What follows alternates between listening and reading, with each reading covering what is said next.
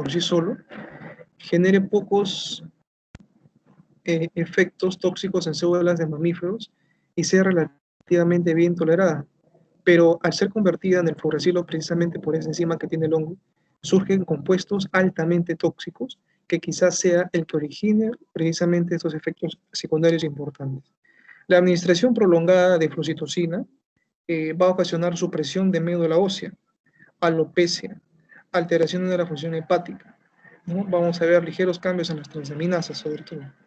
Ahora, recuerden que por la enzima del hongo, la flucitocina se convierte en fluoracilo y también por parte de las bacterias intestinales también generan esta conversión, lo que la administración prolongada puede también causar colitis, ¿no? Ahora, hay pacientes con SIDA, obviamente ellos van a ser más susceptibles a la supresión de la médula ósea por flucitocina que un paciente sano, ¿no?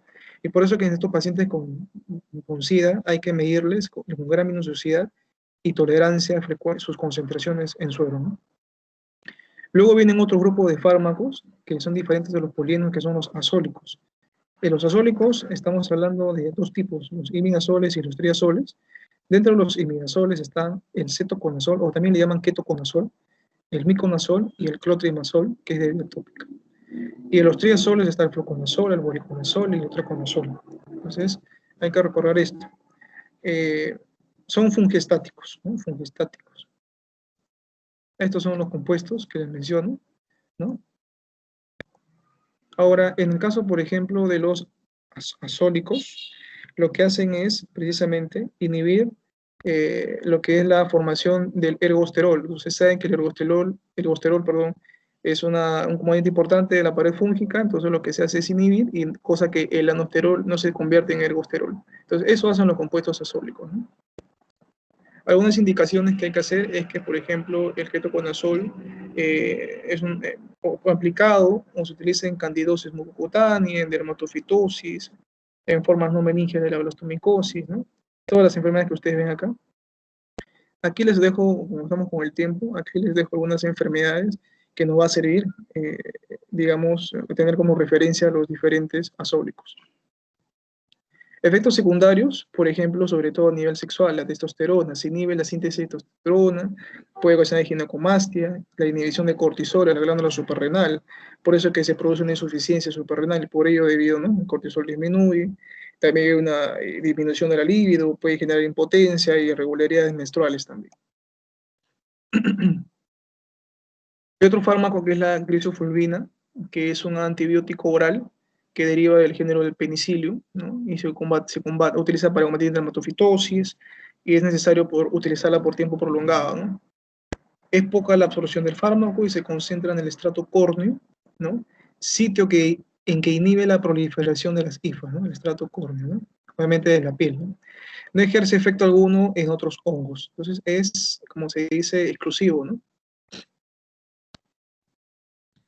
Bueno, doctor, yo creo que eso sería todo, ¿no? También para agregar una cosa más, también está, por ejemplo, las equinocandinas, que son otros fármacos. También está, por ejemplo, la terbinafina.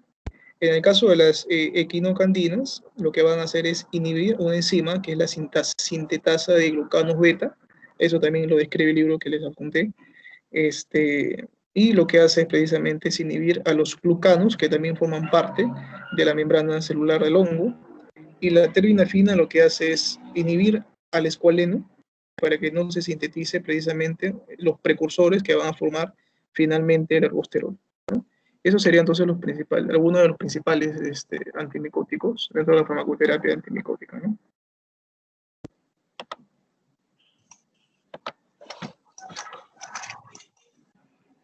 Muy bien, Pedro. No estamos en clase de farmacología, pero interesante tu intervención, Pedro. ¿Por qué? Porque desde hoy tenemos que saber realmente a quién damos antimicóticos. Los antimicóticos son mal usados. Ya hace muchos años se automedica a la gente con antimicóticos. Y lógicamente cuando uno tiene frente al paciente, tiene que valorar los riesgos y los beneficios que conllevan el uso y el tratamiento de antimicóticos por vía oral. Lógicamente, si nosotros estamos frente a un paciente en la que, lógicamente, como un HIV o alguna enfermedad concomitante en la que conlleva que pueda salvar la vida al paciente, pues el riesgo es alto, pero el beneficio también. ¿Por qué? Porque puedo yo salvar la vida, pues sobre todo para los pacientes que tienen, ¿no? Micosis profundas, ¿no? Entonces, lo que quiero recalcar es de que nosotros tenemos que ser conscientes que vale la vida o vale una uña, ¿no? Que vale un tratamiento tópico o un tratamiento sistémico. Eso va a depender de mí, porque el paciente no va a saber, no va a saber los efectos colaterales que nos está diciendo su compañero. Los más graves que puede ocasionar es efectivamente, ¿no? La alteración de la médula ósea, ¿no? Y lógicamente un paciente con HIV que ya tiene alterado de por sí, imagínense ustedes la gravedad del asunto cuando el tratamiento, y estos tratamientos antifúngicos son prolongados, nada hacemos dándole 4 o 5 días, entonces por eso le digo, el riesgo y el beneficio tenemos que valorarlo como médicos, responsabilidad cuando vamos a recetar. No, y aparte de eso, lógicamente, no solamente crea problemas en el momento, crea problemas a posteriores, a larga data, como por ejemplo las insuficiencias renales, ¿no? De que el paciente va a comenzar a tener trastornos ni siquiera a los 2 meses, generalmente al año, después del tratamiento que ha tenido con los antifúngicos, ¿no? Al principio nosotros controlamos las pruebas hepáticas, ¿no? Que es lo que más se preocupa el dermatólogo en ver, ¿no? Si su función hepática está bien, sigue y continúa, ¿no? Pero es un joven, 30 años, o mujer, 30 años, entonces eso hay que valorar. Hay que ser responsables con lo que recetamos. Muy bien, Pedro. Muy buena tu intervención. ¿Quién continúa, por favor?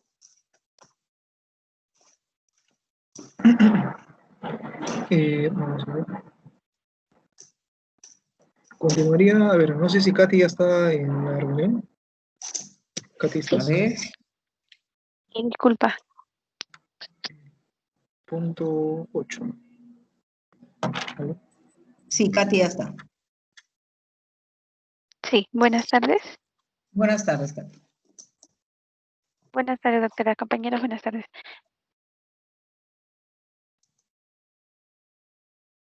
Pedro, ¿puedes insertar? Wendy, perdón, Wendy. Sí, ahorita voy a proyectar. Ya.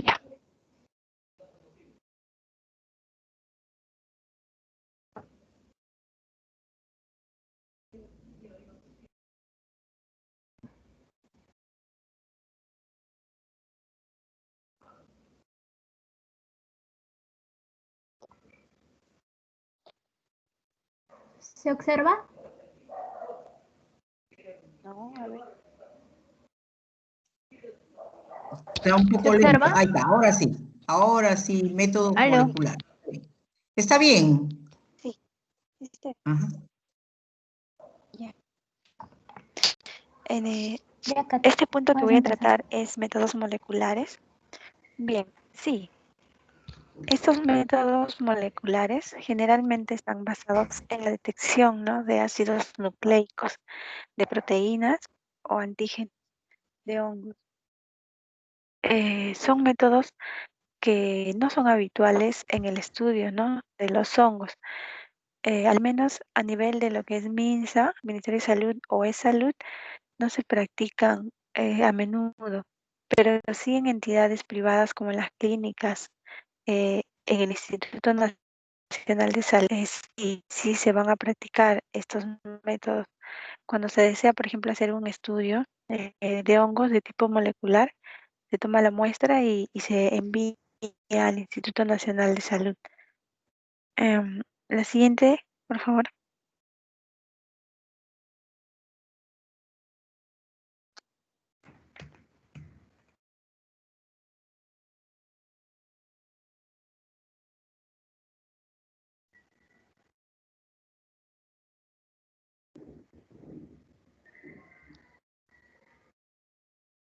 Ya.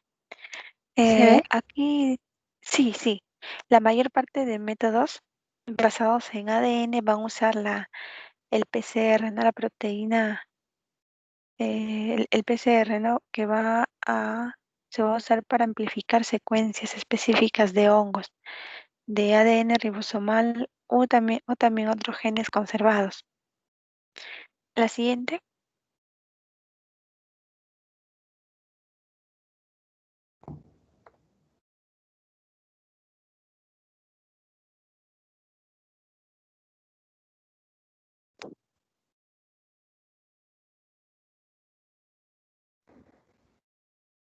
¿Aló?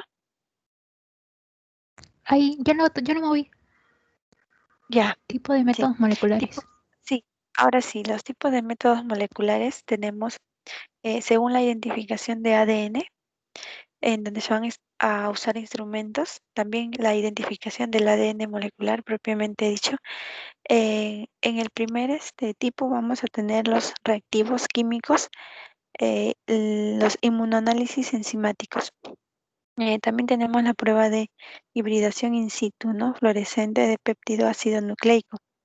Esta prueba va a ser para detectar células micóticas, ¿no? En preparaciones, en portaobjetos. En el segundo tipo tenemos la tipificación de secuencias de locus, que son métodos de identificación molecular a partir del ADN. Tenemos también la espectroscopía de masas de tiempo, de vuelo con ionización. Este del masa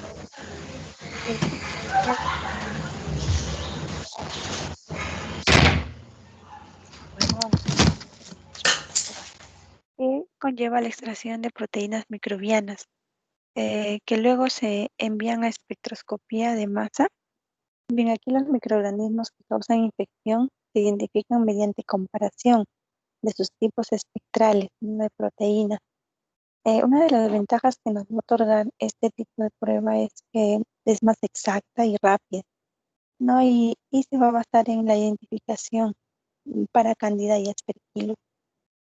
Bueno, ahora como digamos que a nivel clínico los hongos y los parásitos están como que olvidados, eh, no se realizan habitualmente estas pruebas, ¿no? Como las pruebas moleculares, más se usan los cultivos y eso, ¿no? Entonces, todavía no se han automatizado existen laboratorios, ¿no? Clínicos que día a día implementan más métodos basados en la detección de estos ácidos nucleicos, proteínas o antígenos, ¿no? Entonces, todavía no están, digamos, autorizados o automatizados para realizar estas pruebas. Es por eso que son restringidas en lo que es en el campo clínico, como son el Ministerio de Salud o en e-Salud, ¿no? Solamente los encuentran generalmente en las clínicas o en el INS, ¿no? Que es el Instituto Nacional de Salud. No son pruebas habituales, digamos. Eso es todo, doctora. Muy bien. Cosas de repente no nuevas, pero desconocidas, porque realmente se hacen los estudios solamente, a veces, como le digo, para investigación o para... Por ejemplo, una de estas pruebas moleculares, efectivamente lo hace el NANRI, también lo hace el ROE, ¿no? Cuando quieren descubrir algún tipo de hongo especial porque el paciente está comprometido y no lo encuentran, ¿no? En la que, por ejemplo, las neumonías en pacientes cuestan un poco caro también, en pacientes ancianos, en la que se piensa que es por bacterias o por ¿cómo se llama? Virus, ¿no? Y el tiempo nos dice que efectivamente la evolución es tórpida, entonces se piensa finalmente en hongos, ¿no? Entonces, otros hacen un tratamiento terapéutico, pero otros hacen los estudios y hacen los estudios moleculares, ¿no? De identificación. Muy bien. Nos falta la última entonces, que es Flores, ¿no? Flores Portocarrero. ¿Quién falta, Pedrito? Sí, espérame. Yo. Flores por favor. Aló. Sí, te escucho, pero no veo ninguna imagen. Ahorita lo voy a Está un poco Ah, lento ya. el internet, disculpen. Sí, sí. Sí, sí, sí.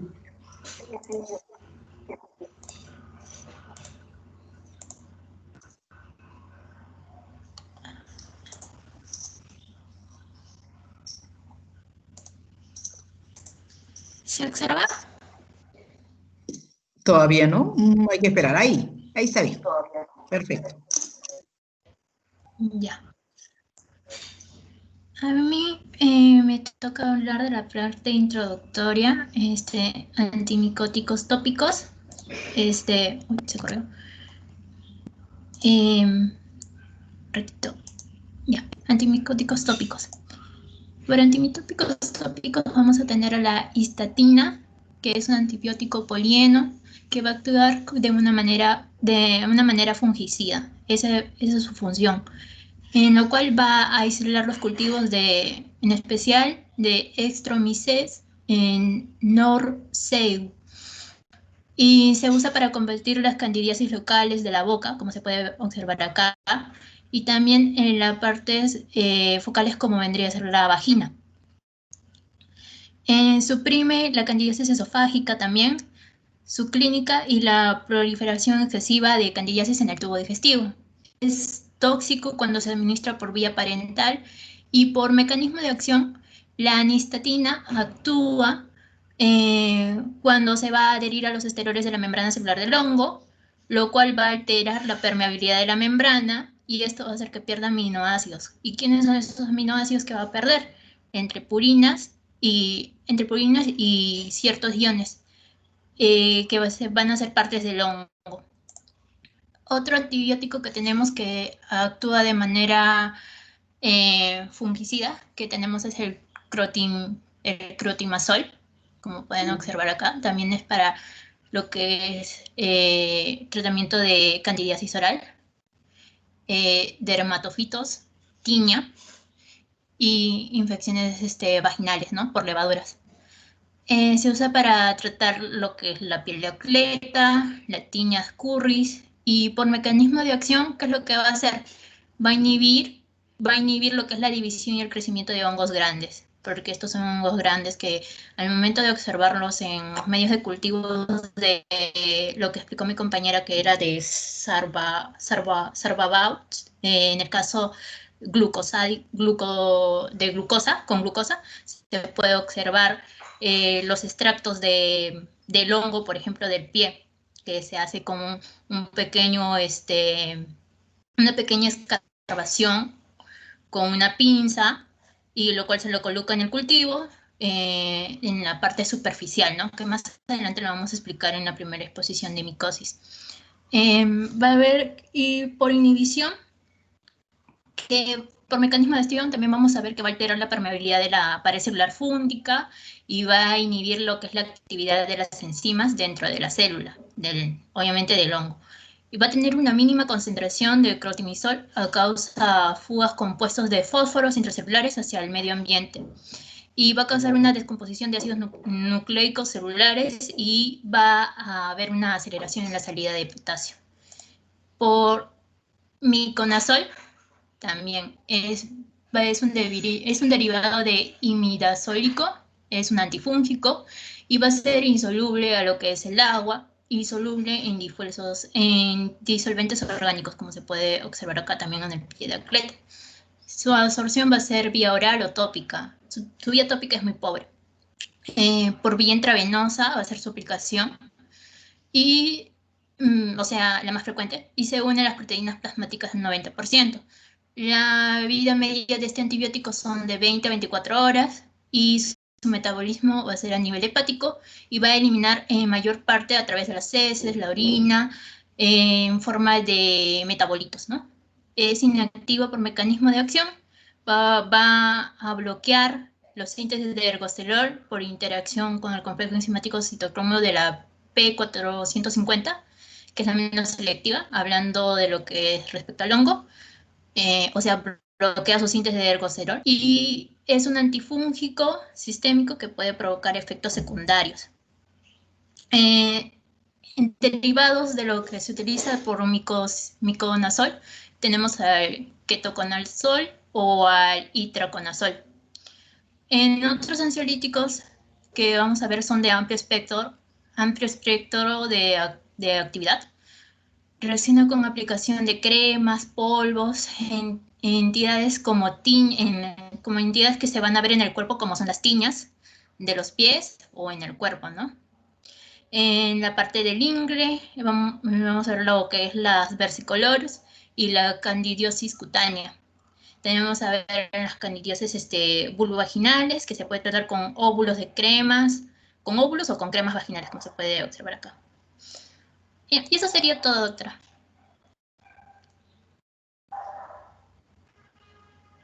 ¿Aló? Muy bien, está muy bien, está muy bien. Ya, entonces, para completar lo que habíamos hablado ya de los hongos sistémicos, ya los hongos, los antimicóticos tópicos, que son los generalmente usados, el clotrimazol es el más usado que incluso la nistatina. La nistatina acaso lo usamos solamente para la Candida albicans, ¿no? Casi la mayor parte de las veces, ¿no? Entonces, tienen lógicamente también cierta acción no sistémica, pero con el tiempo, si hay uso prolongado, sí puede haber una alteración a nivel hepática cuando se usa mucho tiempo. Hay gente que lo usa 3 meses, 4 meses, ¿no? Por la contaminación que hacen en los gimnasios, trabajan pues en zonas húmedas. Muy bien, Pedro, ahora ya terminamos la primera parte. Mire, cuán importante es esto, ¿no? ¿Cómo se llama? Las generalidades de los hongos. Ahora ya los conocemos, ya sabemos cómo viven, cómo se cultivan, ¿no? ¿Cuál es el tratamiento, ¿no? ¿Cómo podemos hacer un estudio, ¿no? ¿No? Como el estudio molecular que ha dicho su compañera. Entonces, ahora sí ya empezamos a ver a nuestros hongos, ya a nuestros géneros, ¿correcto? ¿Con cuál vamos a empezar, Pedro, hoy día? La primera, el alumno que está programado en el EXA, por favor, puede presentar sus diapositivas. Sí, un ratito, Pedro. Vamos a exponer Katy y yo. Flores por tu carrera. Ah, listo. Muy bien, entonces esperamos.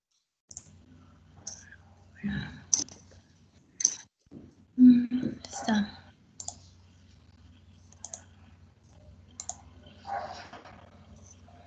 Ya.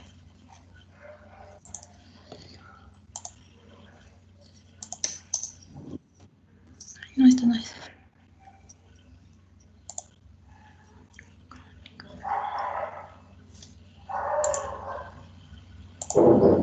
Ay, Dios. Ay. Un ratito. Está un poco lenta la máquina. Acá está.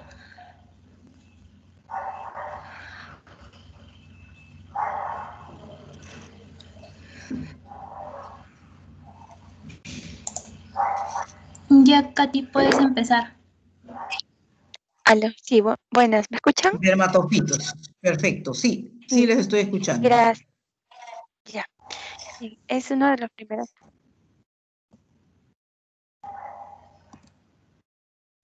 ¿Paso? ¿O lo dejo? Sí, pasa.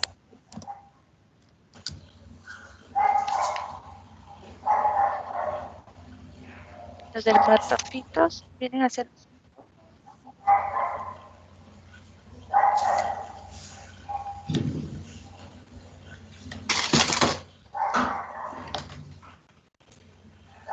como son el pelo y las uñas, ¿no? Se trata de animales y por ende van a producir una llamada dermatosis, también conocida como tiña. Eh, Son hongos patógenos primarios que poseen queratinasas, ¿no? Estas enzimas le va a permitir utilizar la queratina como una fuente de nitrógeno que le van a ayudar para su supervivencia estos hongos. Van a afectar a la epidermis, también van a invadir las capas superficiales queratinizadas de la piel, de pelos y de uñas. Van a ser altamente especializados, ¿no? En su patogenicidad a ciertos huéspedes y tejidos.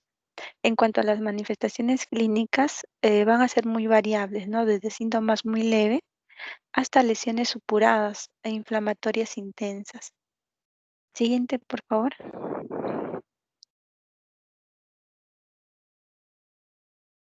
Bien, acá tenemos algunos factores que van a favorecer su desarrollo, su crecimiento de estos microorganismos.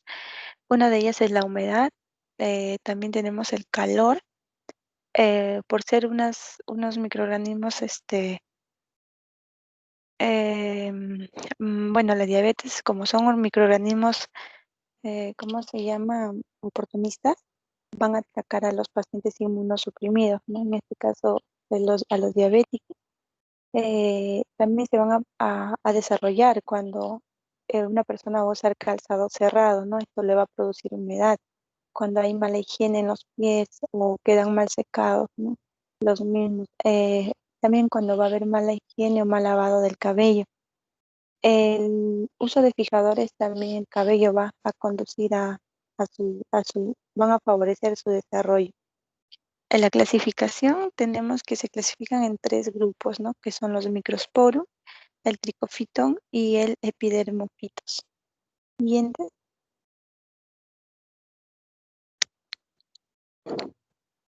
En Microsporum tenemos que pertenece a la familia Moniliaceae. Las esporas son voluminosas, van a tener una pared rugosa, multicelular, fusiforme y son variables en su forma, ¿no? Esas también tienen paredes delgadas, pueden tener delgadas o gruesas, ¿no? Van a afectar a la piel y al cabello. El siguiente.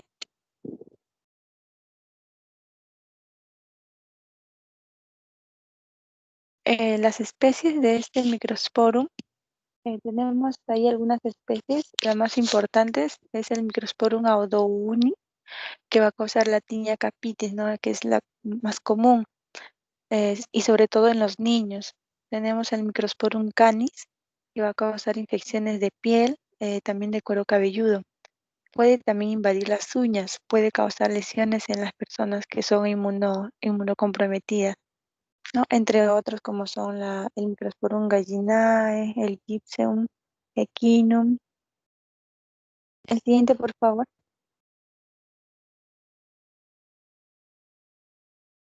La otra especie, la otra clasificación es el tricofitón, que este es un microorganismo micótico que va a afectar a la piel, el cabello y uñas. Se transmite de persona a persona por contacto directo o también puede ser por contacto indirecto a través de objetos de uso diario, ¿no? Em, es un hongo antropofílico, ¿no? Cuyo reservorio habitual es en el hombre. Va a infectar principalmente a los humanos y ocasionalmente a los animales, que su reproducción va a ser por espora. En la siguiente.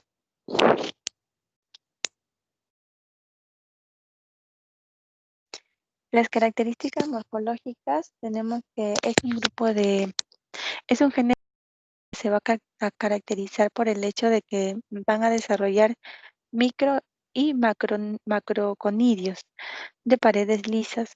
También en la mayor parte de los casos, los microconidios van a estar adheridos lateralmente y directamente a la hifa o en cortos pedicelos. También pueden ser de paredes gruesas o delgadas, clavados a fusiformes. Su tamaño es de 4 a 8 por 8 a 50 micras aproximadamente. Siguiente.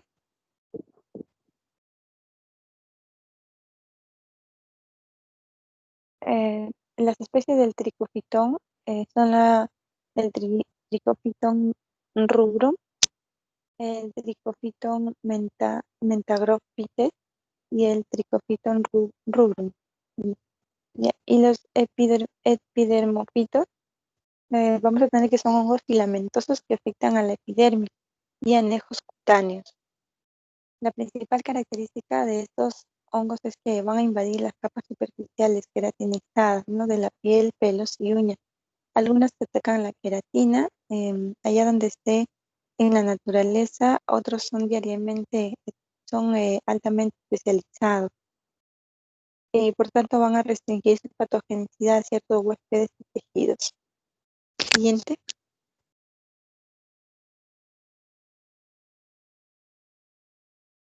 Las especies de epidermofitos, tenemos el Flocusum, que va a causar el pie de atleta, y el Epidermoclitos canis.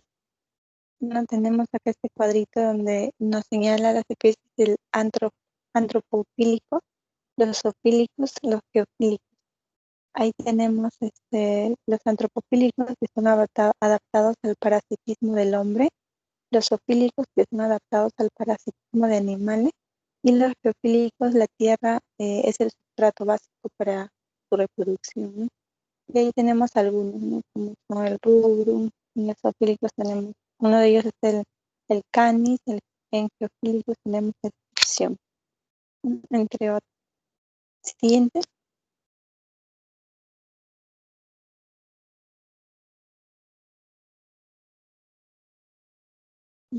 Ya.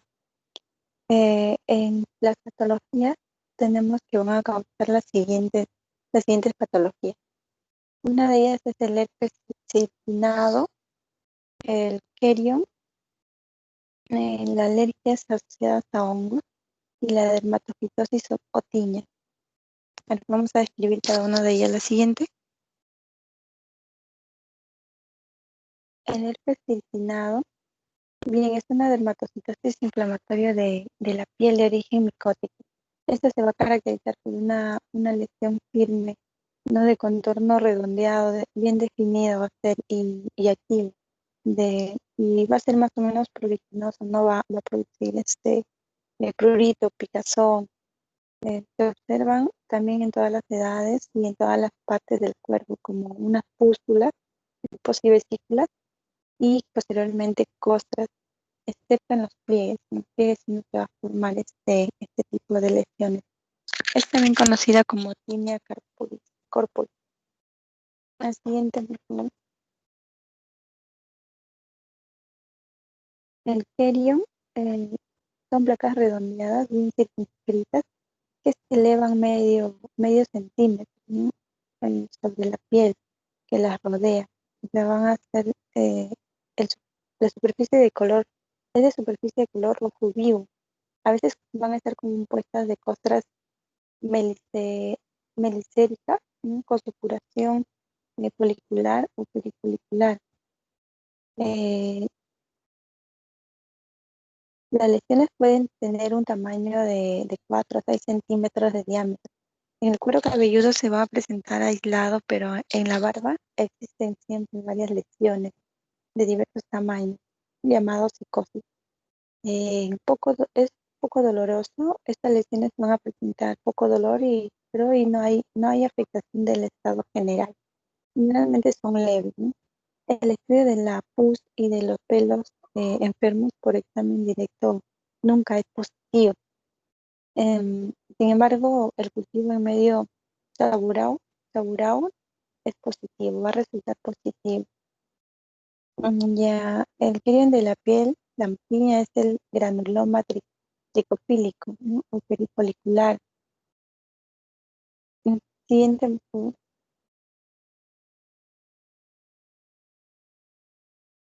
La otra patología sería la alergia asociada a hongos. Va a estar asociada a algunas micosis cutáneas. Pueden producirse manifestaciones localizadas y diseminadas de erupciones alérgicas en las que no se encuentran hongos. Se produce por el transporte a través de la sangre de hongos o restos o zonas sensibilizadas. Estos signos de sensibilización se llaman IDES. Las variedades observadas con mayor frecuencia van a ser las vesículas como las observadas en las manos, ¿no? En la cara lateral de los dedos, asociadas a dermatofitosis de pie. También oliquenoides foliculares, a veces decididamente escamosas también, asociadas a tiñas de la cabeza con querion, o también puede ser sin la presencia de la dermatofitosis, o también llamada tiña. Es una micosis superficial de gran importancia y puede afectar a la piel, cabello, también a la piel. Afecta en especial a los niños, sin embargo puede afectar a personas de todas las edades. Se puede transmitir de persona a persona, tocando a alguien que tenga la infección y si está en contacto con al menos como elementos contaminantes por el hongo, también no van a ser fáciles de transmitir. También se puede adquirir por medio de las mascotas, ¿no? Que van a aportar este hongo. Las gotitas son los gatos son los portadores más comunes en esta enfermedad. Siguiente.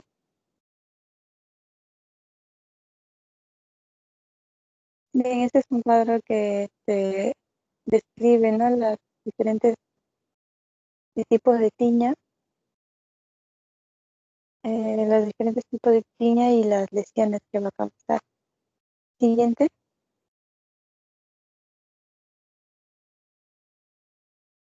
Este también es un cuadrito que describe la tiña. Siguiente.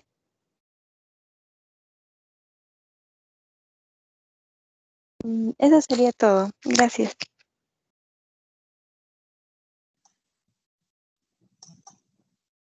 Muy bien. Solamente en una diapositiva, creo que hubo una equivocación ahí. El tricofitón es el rubrum, el mentagrophytus y el tonsura. Entonces ahí ha habido una repetición del rubrum para modificarlo, para que quede modificado, ¿ya? Porque hay una diapositiva que sale en la clasificación lógicamente que hay muchas más, ¿no? Muy bien. Ya. Claro, hay que modificar sí, porque a veces lo vamos a tener que elevar a la jefatura de microbiología y no vaya a ir así. Lo modificas, por favor, ¿sí? Ya, entonces seguimos con... Ya, está perfecto. Ahora nos toca continuar, ¿no? Con dermatofitos. Otra compañera.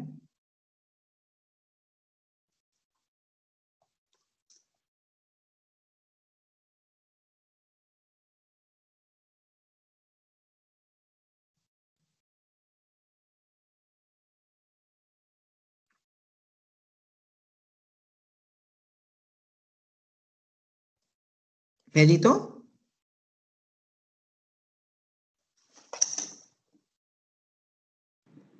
Sí, doctora. Nos toca la segunda parte, ¿verdad? Solo está programado para el día de hoy una práctica que es... A ver, vamos a ver. Ya que puso Katy Wendy, ¿verdad? Sí. Ya pusieron las dos, claro. No, falta Wendy. Wendy parece Claro, que falta ya Wendy. La primera parte Hola, ¿sí lo ha ¿me hecho... escuchan? ¿Sí? ¿Está bien? ¿Aló? ¿Me escuchan? Sí, te escucho. Wendy. ¿Aló? Sí se te escucha. Se te escucha, sí, no hay problema. Ya. O sea, hoy, disculpa, Pedrito, antes que empiece su compañera. Wendy, un ratito. Pedro, la única práctica que tenemos es para culminar con ella. Sí, doctora, con ella culminaríamos. El Excel Ya. que le acabo de enviar hace ese día. ¿Ya? Ya. ¿Qué te iba a decir? Porque me gustaría conversar, aunque sea unos 10 minutos del trabajo. Tengo que ponerle la nota de bacteriología 2 especial. ¿Ya? Después de esto, ¿sí? Terminamos con ella. Listo, empecemos la práctica. Ok, continuando con la exposición de mi compañera, vamos a hablar sobre la parte práctica. Como ya lo mencioné, acá también hay un error, disculpe, hemos tenido un error de escritura. Después lo voy a arreglar y lo voy a enviar a Pedro. Ya bueno, continuando con la parte práctica, para ello se va a tomar los tipos de muestra, ¿no? Puede ser de piel, como se puede observar acá, de piel a nivel de lo que es, por ejemplo, acá estamos viendo, puede ser un querion y el laboratorista o la persona que va a tomar la muestra lo tiene que hacer con unas pinzas, ¿no? Para luego llevarlo a un agar, ¿no? Para hacerla posteriormente la recolectación del material, ¿no? O también por un raspado, que vendría a ser en lo que es un hongo a nivel de la uña, donde se puede ver el cambio de color de la uña, ¿no? Bueno, primer paso se va a hacer la recolección del material patológico, pero se realiza su proceso de condición de asepsia en el paciente, estéril y una cantidad suficiente, ¿no? Para que se pueda observar el hongo en sí y se pueda mantener su pureza, ¿no? En el caso de que sea cuello cabelludo, en el caso de que sea anterior. En el caso de que sea un cuero cabelludo, se va a retirar los pelos de la zona infectada con una pinza estéril, que ya lo mencioné, o con una tijera se va a cortar más o menos 1 centímetro o más para ver el bulbo, el bulbo piloso donde está infectado, ¿no? Se va a depositar en un perfil estéril, en un agar vacío, y se va desechando la parte distal del pelo, ¿no? Se va a tratar, por ejemplo, en lo que es cuestiones de uña, con fragmentos de tijeras o de bisturí, y se va a raspar o se va a recoger pues los llamados detritus de la uña enferma en una placa Petri estéril, ¿no? Ya. Acá vamos a ver que va a haber un examen directo de las muestras, que es que se lo va a colocar con enlaza de siembra en un ángulo humedecido. Se deposita una pequeña cantidad de la muestra, puede ser de escamas, de pelos o de uñas, y sobre una gota de hidrógeno de potasio a un 20%, que previamente haya sido colocado en una lámina de portaobjeto, ¿no? Se cubre el preparado con una lámina, se calienta suavemente y se lo lleva al mechero, ¿no? Con el fin de facilitarlo su aclaración. Vamos a ver también que a nivel microscópico, con un aumento de menor o mediano tamaño con el objetivo que vamos a regular, vamos a ver que el hongo dermatofito, se observa la presencia de las hifas aligeradas, ¿no? Tabicadas. Si se tratara de una Malicera furfus, vamos a ver que tiene hifas cortas, de extremos romos, irregulares, cilíndricas, y van a tener una forma, puede ser curvas también. A los lados de los elementos van a tener una presencia redonda y va a estar agrupado en forma de racimos, que van a ser denominados como microconidias. Y por diagnóstico se hace un examen directo de la muestra por su morfología y sus características, ¿no? Para identificarlo, para diferenciar si puede ser una Malicea furfur o puede ser otro tipo de hongo como el Trichospinum tonsurans, que nos equivocamos en la anterior diapositiva en colocarla. Ajá. Por cultivo, acá por cultivo también el examen por... ¿Dónde está? Ya, el examen por cultivo, vamos a ver que se observan las colonias en un medio de agar de sabor glucosado. Glucosado porque tiene glucosa, lo cual vamos a observar que se va a poder ver a partir del 5º al 8º día, y su incubación y por lo tanto vamos a ver las características morfológicas, microscópicas, perdón.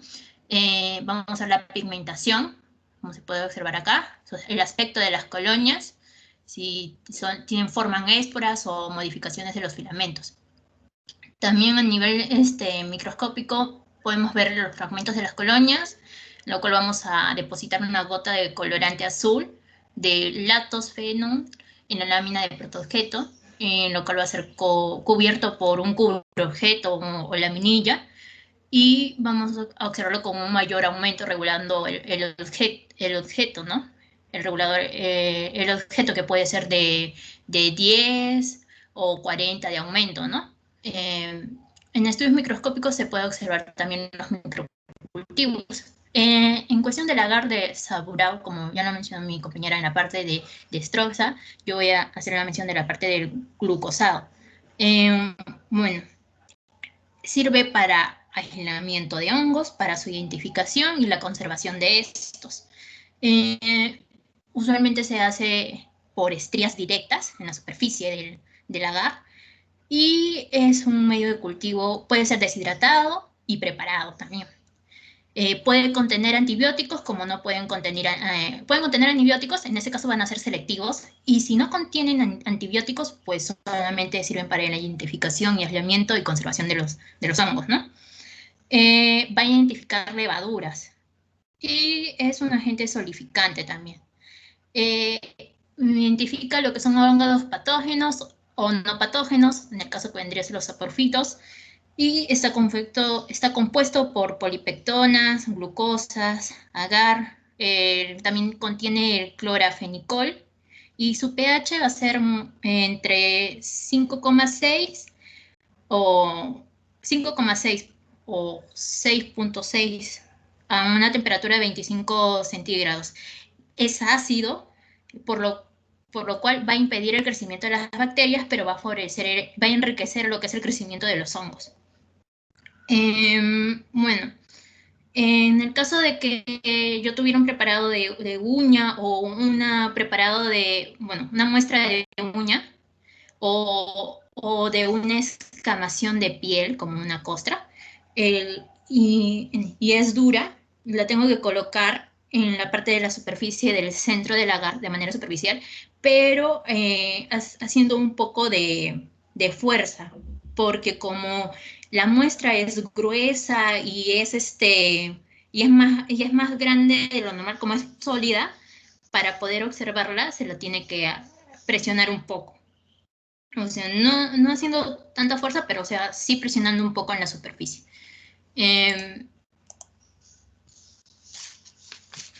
¿Aló, me escuchan? Sí, te estamos escuchando. Ya comí un mensaje de Pedro. Pedro está Me había durmiendo. asustado. No, sí, te hemos escuchado todo. Estamos escuchando. Ok, pero ya.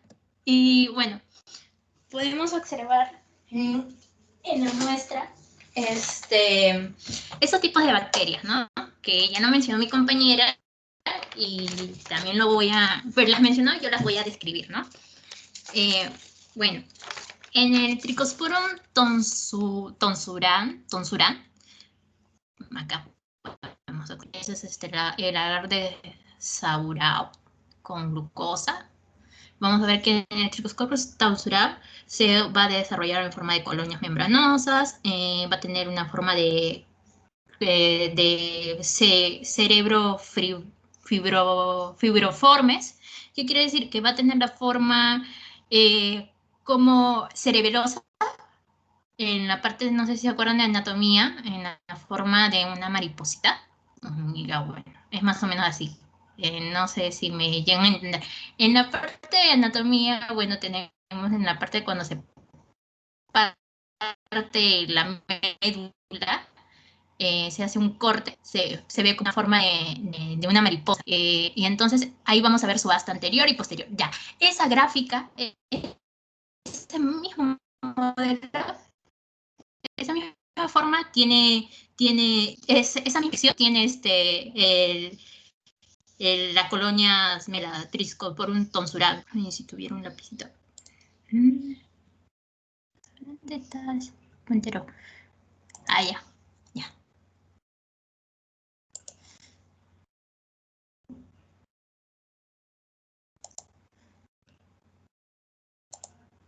Ya. Entonces, más o menos así.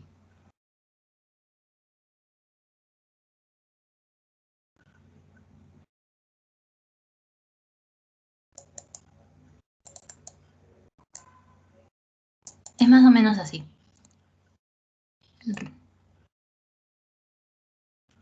Eso está redondeado. Ya. De esa manera, esas son las membranas las membranas, las colonias membranosas del Trichosporium tonsura. Y van a ser varias. Después tenemos también va a ser de una consistencia dura, sólida, y va a ser de un color amarillento en forma amarillo castaña, como de la orina. También vamos a ver que a nivel microscopio, o sea, por visualización microscópica, vamos a ver que su forma va a ser hialinas, unicelulares, piriformes, o claviformes. Sus paredes van a ser lisas, y por tamaño de las paredes vamos a ver que están entre 2.5 a 3.4 o 4.7, varía entre esos números. Por piriformes, ya bueno, su mismo nombre lo dice, piriformes, quiere decir en forma de pera. Y filiformes, que es en forma de, se parece a la similitud del gusano del 100 pies, de esa manera se describe. Y por clamidosporas, es un tipo de esporas que va a estar arraigado lo que están a nivel de las paredes gruesas y van a variar en el tipo de hongos, ¿no?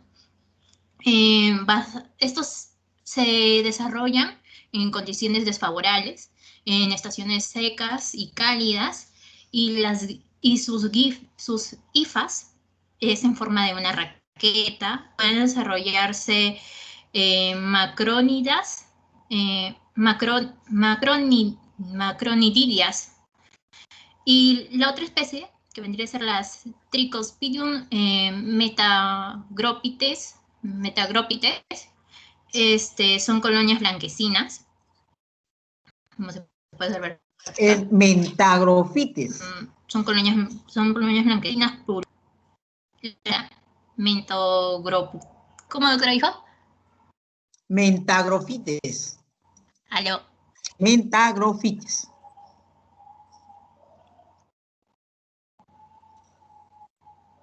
Le escucho entrecortado, doctora.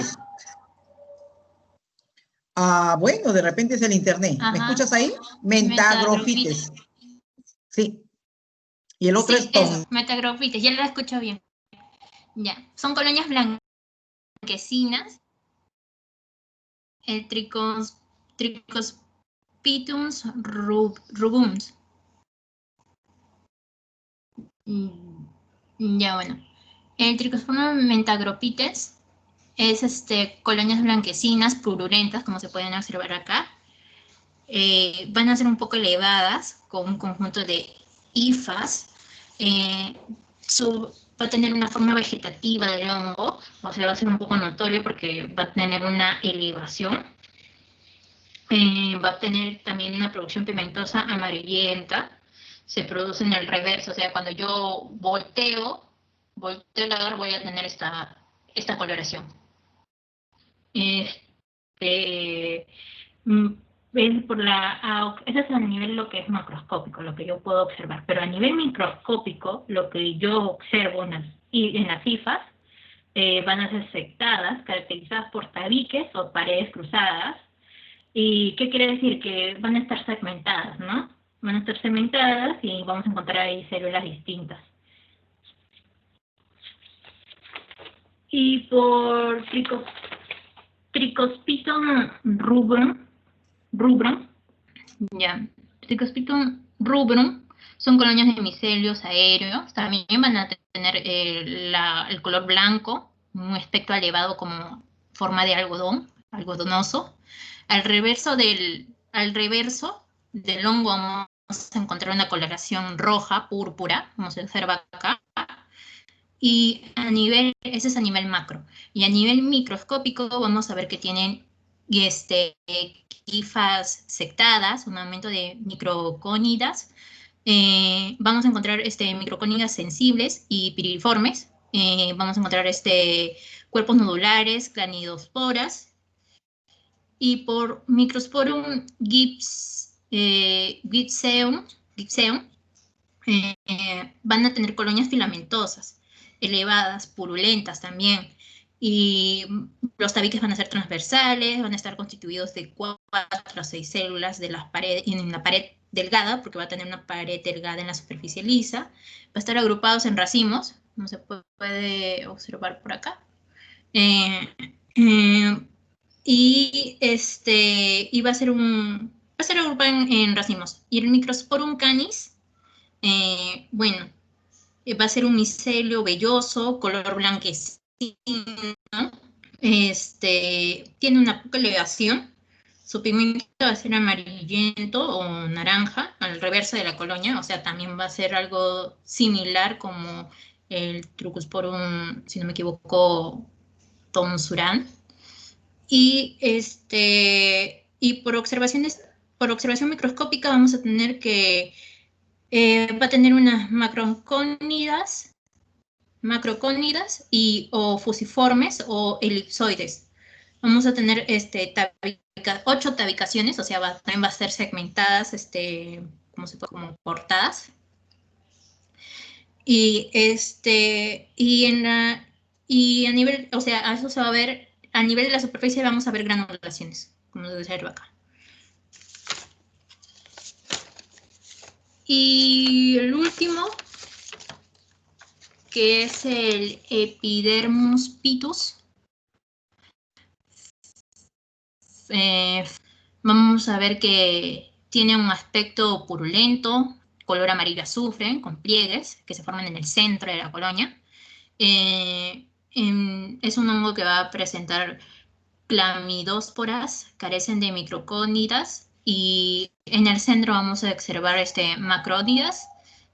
macrocónidas y de la pared, delgada en el extremo distal de la parte de la rama.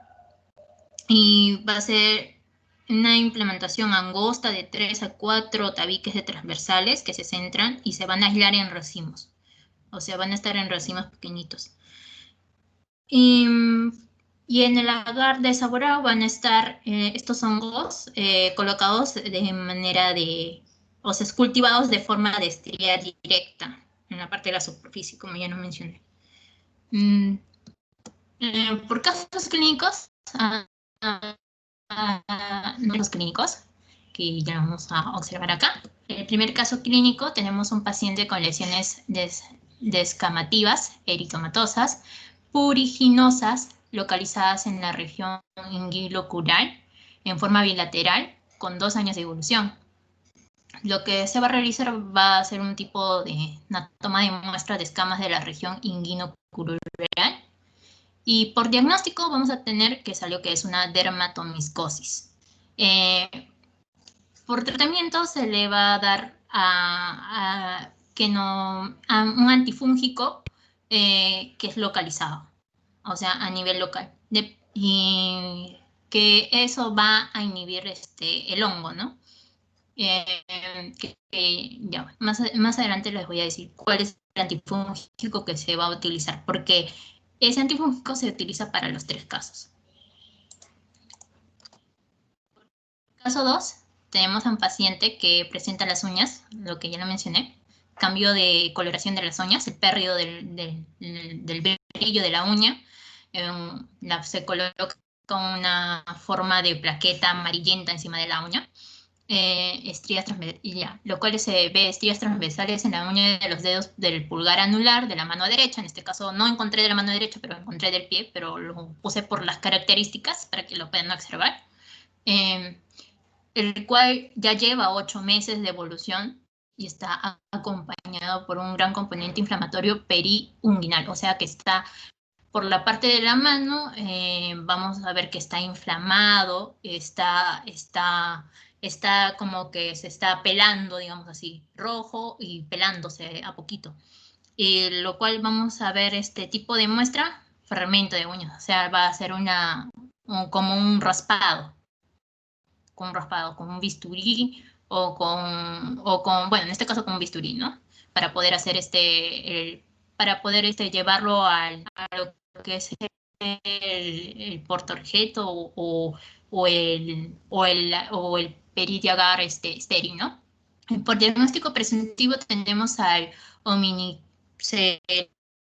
lo que se presume que tiene el paciente, se dice que es una comicosis o minocomicosis. Y el tercer caso que tenemos que observar,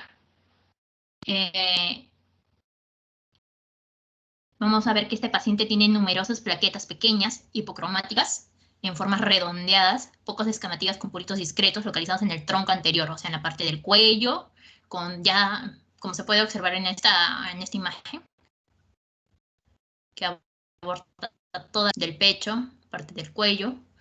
Ya lleva 3 años con este problema, y de lo cual se va a realizar un tipo de muestra por escama de región del tronco, o sea, se le va a hacer un pequeño raspado. Por diagnóstico presuntivo, lo que se sospecha que el paciente puede tener mediante o sea, ya no sospechoso, sino de lo que ya se manifiesta que tiene mediante los estudios elaborados, se determina que es una pitiriasis versicolor. Pitiriasis versicolor. Y bueno, el tratamiento que se va a dar para los 3 casos va a ser ketoconazol, que es un antifúngico. Este antifúngico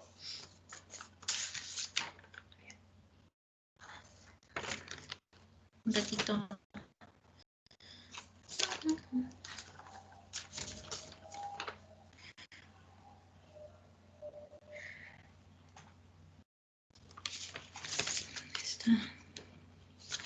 Bueno, es un antifúngico que va a inhibir lo que es la pared del hongo. En sí, la parte va a inhibir también lo que es la parte del metabolismo de los triglicéridos del hongo, por lo que lo leí hace un momento. Y en lo cual va a frenar, y el tipo de uso va a ser dependiendo del diagnóstico. Por ejemplo, si es un caso de los 3 casos mencionados, como el de acá, el tercer caso, el de pitiriasis versicolor, se tiene que hacer una aplicación tópica de 3 a 4 semanas, dependiendo de la extensión del hongo en la parte corporal, ¿no? No sé, este tipo de medicamentos no hay de tipo de, o sea, que no se puede ingerir por vía oral porque causa un daño hepático. Y por diagnósticos generales, lo que se hace para diagnosticar esos tipos de casos y más casos como la Candice albicans o la Candice, o las Candices focales, por diagnóstico general tenemos que ver que se debe estudiar tejidos ricos en queratina, obteniendo una muestra, productos obtenidos para aclarar con hidróxido de potasio, para observar el microscopio, identificar los filamentos y las esporas, por cultivo, por agar de micocelen, que es otro tipo de agar, y por medios para agar de dermatofitos, como es el agar de Sagurai. Y bueno, y por otros tratamientos generales tenemos a los queratolíticos o fungiostáticos, la tintura de yodo, ácido benzoico, micosanol, y va a depender mucho del estado inmunológico del paciente, ¿no? Cómo va a ir evolucionando en el transcurso que se da el tratamiento. Y también va a depender del tipo de micosis que tiene y la localización y la extensión donde está ubicado el hongo, ¿no? Y eso sería todo.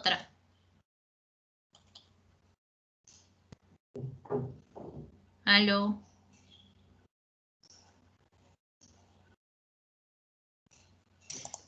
Ya, muy bien.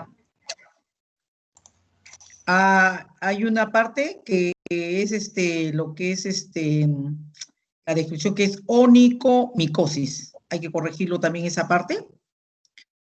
Y lo demás sí está bien. Lo que sí me hubiera gustado es de que cada honguito, porque miren, el examen de micología es distinto al examen de bacteriología y de todas las otras segmentos.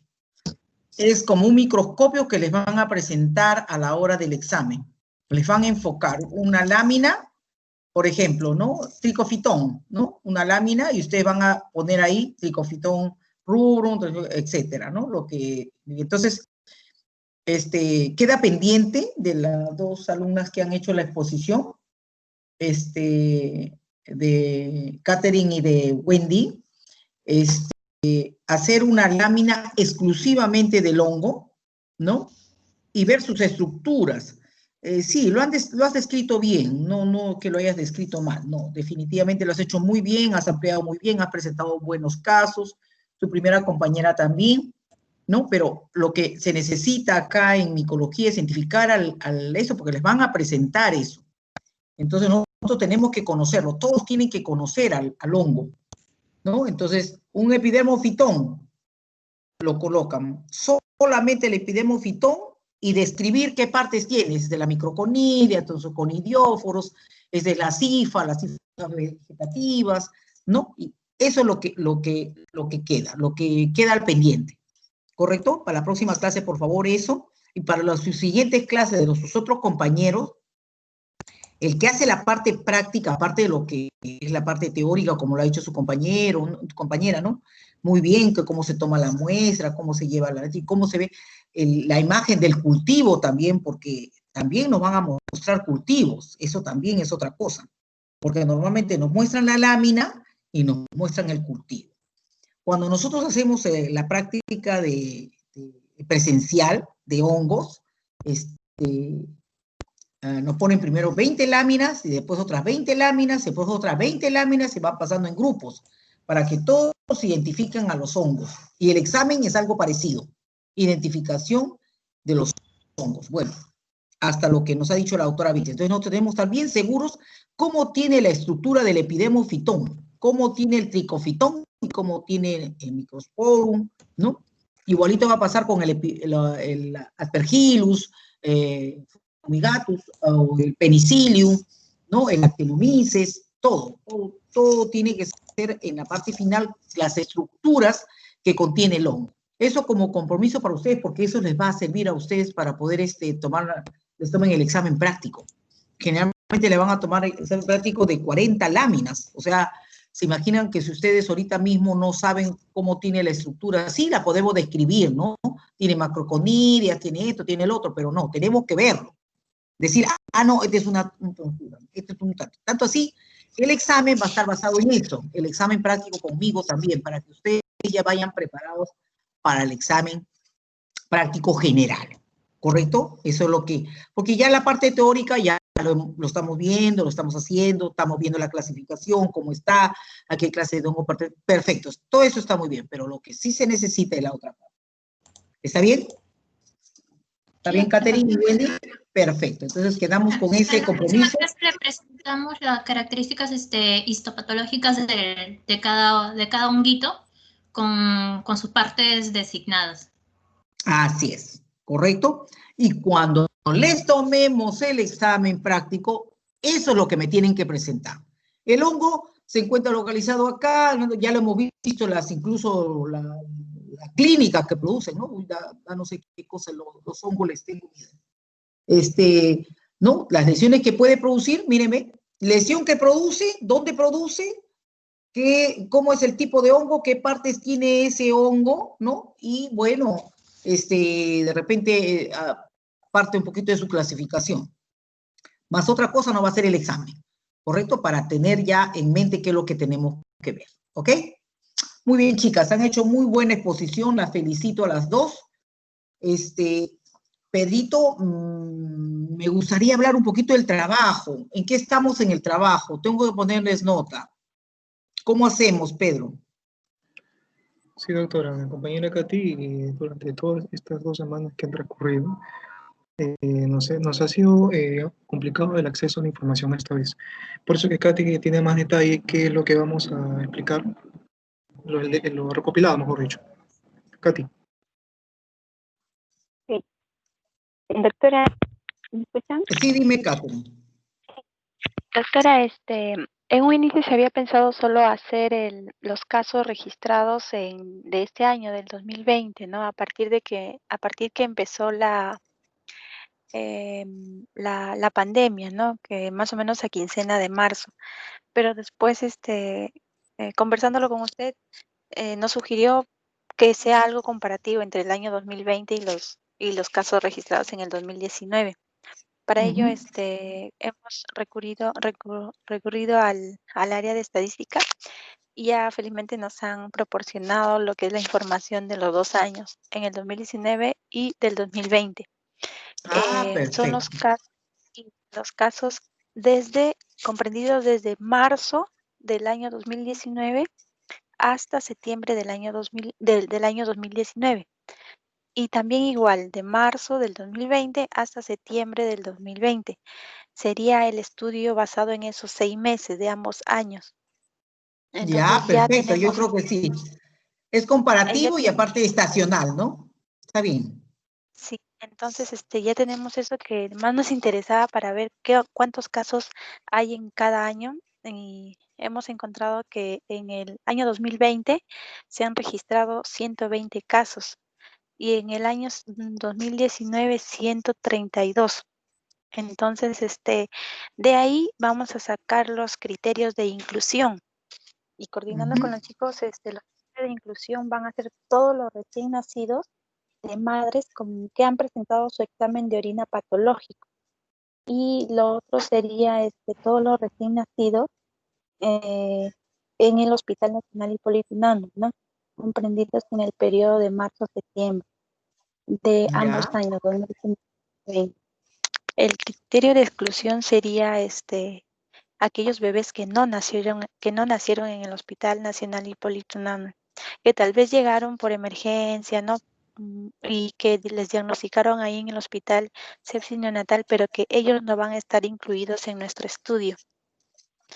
Entonces, la muestra sería esa, ¿no? En el año 2019, 132 casos y en el año 2020, 120 casos. Doctora, hasta ahí hemos avanzado y lo que sí nos falta es plasmar no lo que sí esto. Ya en coordinación con los compañeros, justo después de patología ya nos vamos a quedar para ya plasmar otras ideas, ¿no? Y ya a tener que ir al hospital y estudiar más lo que son los exámenes de laboratorio, como son los hemocultivos que más nos interesan en este caso. Ya, está perfecto. Ya. Entonces, avancemos y aparte un poco también, está muy bien, ¿ah? Las fechas están muy bien. Y mira qué grande es la comparación. También, de repente, a todos no se les hicieron los estudios. También puede haber esa posibilidad, ¿no? De que haya habido problemas en laboratorio para poder, hacer los estudios que Ya. habitualmente se hacen también, ¿no? Porque Lo también, voy a por ejemplo, ahora que estamos en pandemia, es difícil en salud, no, en el caso del MINSA no sé cómo será, pero en salud, por ejemplo, está completamente prohibido hacer los exámenes que no conllevan a alguna patología del COVID, ¿no? Entonces, como que, entre comillas, ha habido ciertas limitaciones también por el personal que se ha ido ¿cómo se llama?, en cuarentena y qué sé yo, y entonces no ha habido posibilidad de hacerlo, ¿no? Entonces, tendríamos que de todas maneras colocarlo, ¿no? Porque veo que hay menos cantidad de casos, mira, fíjate, cómo es comparativa Doctora, la una cosa. consulta. En cuanto a los Dime, hija. pacientes fallecidos, y en cuanto a los pacientes fallecidos que en el 2020 fallecieron 5 con sepsis neonatal, ellos van a entrar en el criterio de inclusión o de exclusión. Sería inclusión, ¿verdad? Sería de inclusión, claro, porque esa ha sido la principal causa de fallecimiento. Ah, O sea, ya, ahí entraría el grado de mortalidad. El otro es morbilidad ya. y el otro es mortalidad. Entonces, ¿cuántos casos de mortalidad hubieron en pacientes con sepsis neonatal también, ¿no? En casos COVID. Claro, Ay, es importante, eso sí, como materia de inclusión también. Entonces, yo creo que eso lo plasmamos en un papel, reúnanse y de repente lo comentamos el día. ¿Hay examen el viernes? Pedrito, ¿sabes algo del examen? Doctora, sí, se llegó a cancelar para el día viernes, porque el viernes ya no es. Se tomó una votación y más del 80% decidió desplazar el examen para el día lunes 16, ya no el viernes 3. Ya, perfecto. Entonces, el día viernes, de repente, primero, bueno, siempre darnos un poco de tiempo para lo que es el trabajo de investigación. De repente, 3:30 nos colocamos ¿Qué vamos a hacer el viernes? ¿Qué tema? Aparte de, lógicamente, que queda pendiente lo de Wendy, ¿no? Y lo de, ¿cómo se llama? De catering. ¿Qué es lo que vamos a hacer el día viernes? Me da un momento, por favor, para poder abrir el Excel. No, no te Aquí tengo preocupes. aquí tengo la programación.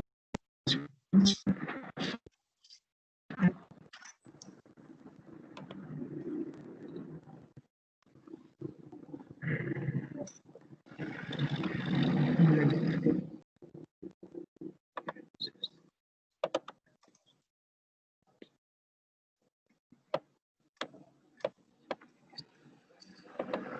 Listo, vamos a compartir pantalla.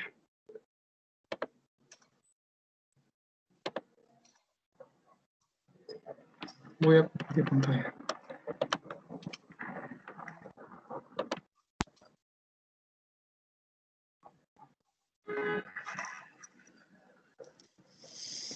A ver, Estoy cargando un ratito. ya está bien, está bien.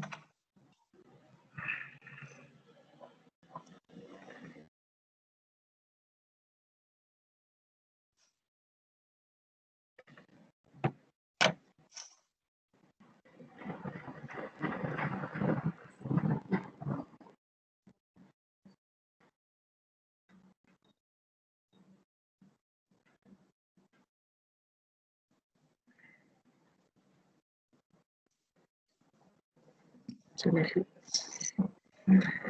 Cronograma. Ese cronograma.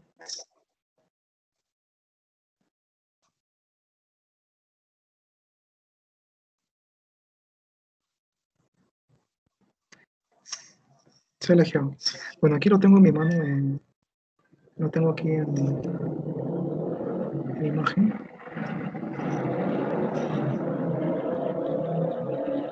A ver. Aquí está. A ver, el día, bueno, ya hicimos lo que es la primera práctica, que es infecciones de la piel. Y el día, hoy estamos miércoles, ¿verdad? El día viernes tocaría la segunda exposición, que es infecciones cutáneo mucosa, producida por Candida albicans y por Sporotix schenkin. La clase está por Eileen Hilario y por Caroline Astocóndor. Eso sería la sesión del día. Está bien. Ya, entonces ahí es importante porque en los hongos, de las características que tienen es de que la mayoría tienen a veces cierta similitud de lo que es sus lesiones, ¿no? Lesiones clínicas, pero igual me gustaría de todas maneras que lo enfoque la parte histológica, cómo se ve el hongo, ¿no? Y qué zonas son las que mayormente atacan, ¿no?